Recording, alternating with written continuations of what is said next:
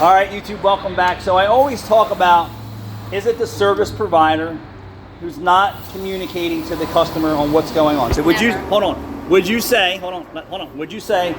that Pep Boys advised this customer properly on this vehicle? They tell them about the valve cover leaking, but their materials are... Well, and it might not necessarily been vintage. Hold on. Just give me a second. Would you say, hold on, based on this conversation he said to them before he came to us, that they're advising him properly? They took his money before the brake job, and then he's back complaining about the brake job.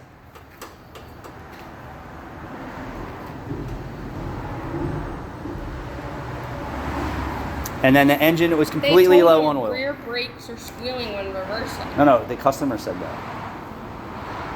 No, that's their brake system inspection. Did you listen to me? His complaint was his brakes are squealing no different than he is here now. They have no recommendations for anything.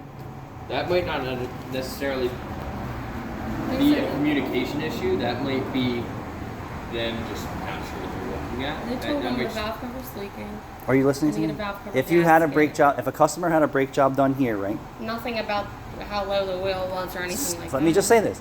If a customer had the same scenario here, they came in, we did brakes before, they're back for an oil change, and they're complaining about noise. Currently, he's complaining about noise about a new brake job.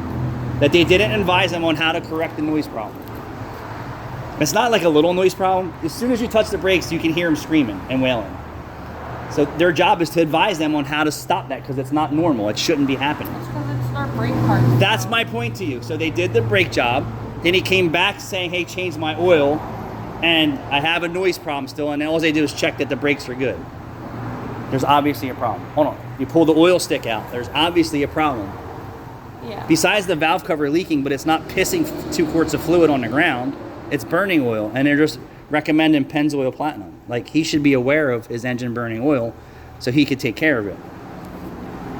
So my point here, this customer here, and I checked his air filter, is actually good, isn't getting advised properly, spends his money elsewhere, shows up here and gets the problem resolved, but will continue to go back there because that's his behavior.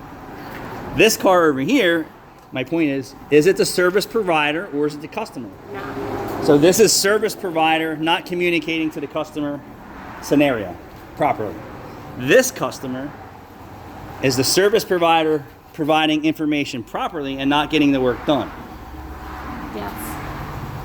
Dealership was the last place to change the oil. I don't know if they did or did not check the oil air filter, but you could tell it hasn't been done in a long time. This car has 40,000 miles on it, and the customer is just not doing the proper maintenance. Today's services are 2 tires, decline setting the toe to make sure their new tires don't wear out, and all the required maintenance that's due. So it isn't a fail in our service department because we advise. We're here advising you the right way to maintain your huge investment. Once this car is out of warranty and this engine fails because you're not maintaining it properly, you're not going to get a free one.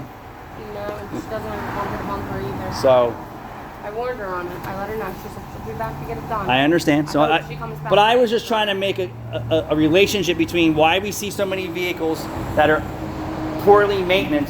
And I said, is it the service providers doing it, right? Or is it the customer? I would say the dealership at 30K probably said, hey, you need this type of work.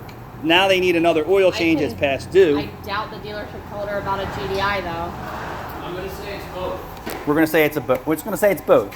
It's dependent on the situation. Yeah, so I'm going to say the service department is dropping the ball and the customer is dropping the ball, and that's why you have a ball of crap for your vehicle sometimes, you know, and it gets so far ahead that now you can't keep up with it. And then 40,000 mile car is still like brand new. If you continue to maintenance your vehicle like this, it will decay at a faster rate and it won't be worth anything to you. So not being advised properly, not executing. We should only lead you to the water, right? You have to actually want to drink it. Thanks for watching.